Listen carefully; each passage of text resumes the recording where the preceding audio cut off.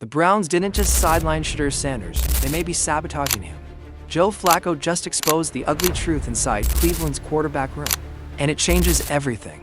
Joe Flacco is opening up about Shedeur Sanders, the Cleveland Browns, and this whole battle situation. So there's always going to be a limited number.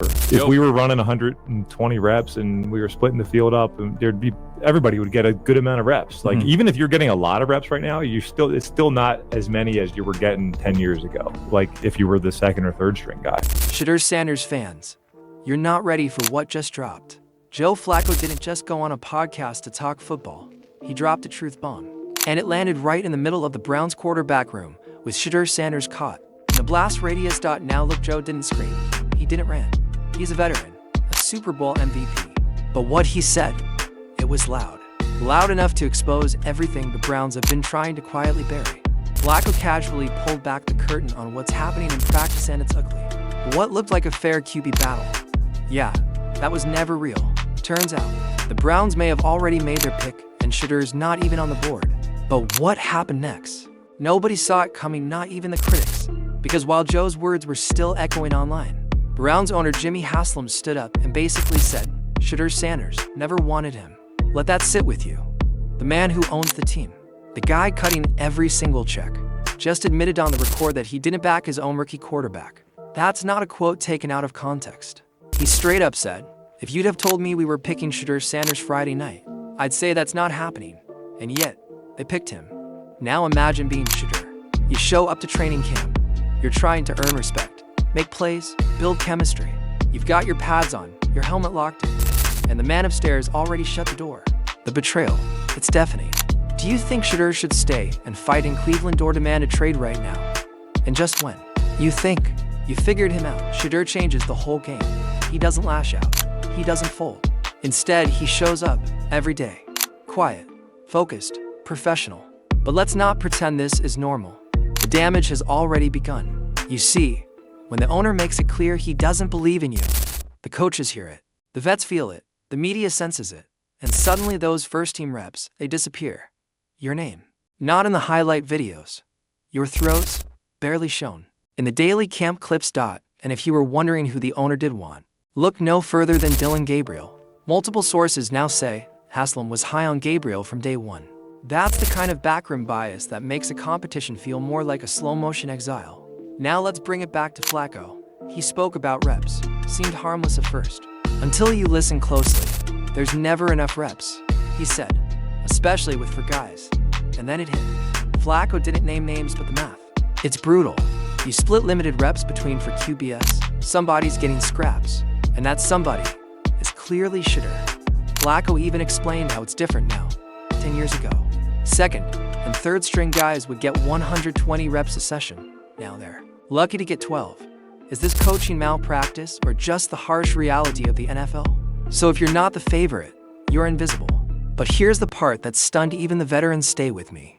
It's kind of situation. It's a distraction to the team. Not everybody's getting enough reps.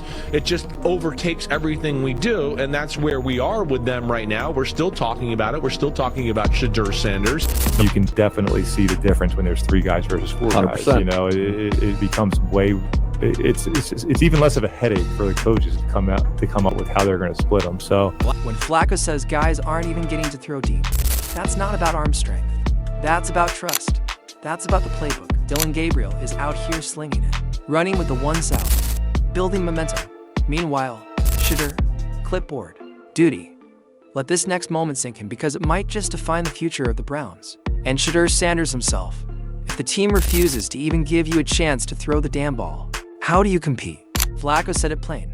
He sees it. Some guys get plays designed to show off. Others, just handoffs and screen passes. That's not football. That's politics. And when the guy giving you praise is Bernie Kosar, the Browns legend himself, it matters. Kosar's been hyping up Joe Flacco like he's watching Peyton Manning in his prime. Talking about effortless throws, wrist flicks, clean mechanics. But you know what Kosar hasn't done? Mention Shedeur Sanders. Not once. And don't tell me he forgot. Shedeur is the biggest name in camp outside of Flacco. He's got college stardom, media buzz, and a spotlight everywhere he goes. But in Cleveland's internal narrative, he's invisible. That's silence. It's strategic. They're crafting a story and Shedeur's not in it.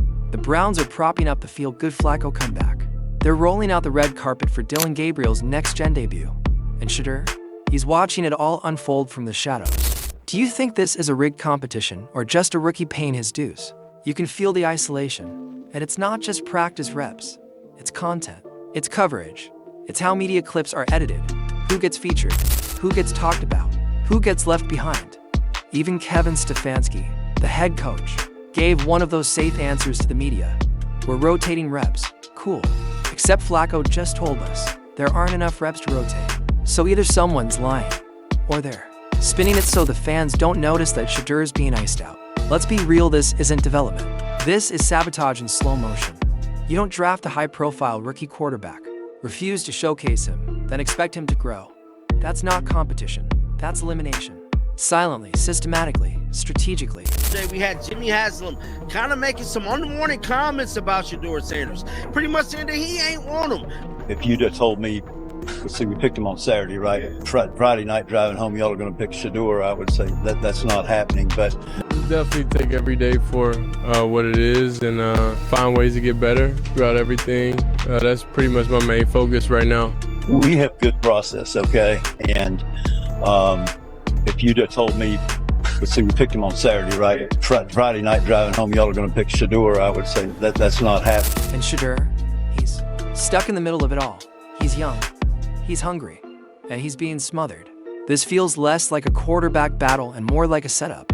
A stage where the script's already written, and Shedeur doesn't even get a line. The deep ball reps, already assigned. The big moments, already planned. It raises a question nobody wants to ask. Is this really a fair QB competition? Or is it a PR stunt to make Dillon Gabriel look like a star and let Flacco ride off into the sunset? With one last dance, should Shedeur force his way out of Cleveland before they destroy his career? Said it once, I'll say it again, Shedeur needs to get the hell out of Cleveland, bro. It's looking real spooky. There's a weird energy in that building. A silence around Shedeur that speaks louder than words. Even Bernie Kosar again. Huge Browns voice can't bring himself to mention the kid. Think about that, he's out here praising Flacco like it's 2012 all over again. But Shedeur, the future, nothing. Why? Because it doesn't fit the storyline they're selling. And if you're wondering what that storyline is, just follow the quotes. Flacco joked that his kids want him to play till he's 50. That sounds funny until you realize the Browns might be down for it. Why? Because it's safe. Flacco is calm. He's a vet. He doesn't shake the boat. That's what this organization craves, familiarity. Even if it means ignoring the future. Meanwhile, Shedeur is dynamic, flashy, bold, but he's not their guy. He's not part of the old boys club, and that makes him expendable. So, while Flacco is being praised, and Gabriel is being groomed, Shedeur is being shelved. And here's what makes it worse. Shedeur hasn't complained once. He hasn't thrown shade. He hasn't gone to the media. He's shown up, done the work, and kept his mouth shut. But champions aren't made in comfort. What Shedeur did next proved exactly that. He kept grinding, because that's all he can do. Play the long game. Hope someone notices. Hope someone gives him a real shot. Because in Cleveland, the shot's not coming. And if you're thinking, maybe he's just not ready, pump the brakes. This isn't about talent. This is about preference. Gabriel is getting reps. Flacco is getting reps. Shedeur getting left behind. Do the Browns even deserve Shedeur Sanders? Or should another team take a chance on him? You want to talk about distractions? This is the distraction, not Shedeur, not the media.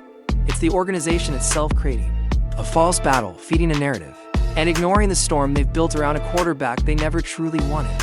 And now, the fans are waking up. The media is starting to ask questions. And Joe Flacco unintentionally, or not, just peeled back the curtain on a quarterback room. That's divided not by performance, but by politics. This is where Cleveland made the move that rewrote the entire season. Because when you silence your future, you gamble your legacy. Like this video, and make sure you subscribe to the NFL Daily Dose official YouTube channel to get the latest insider stories from Browns camp, Shedeur Sanders' fight for fairness, and every twist in the NFL's most controversial quarterback saga. Stay tuned.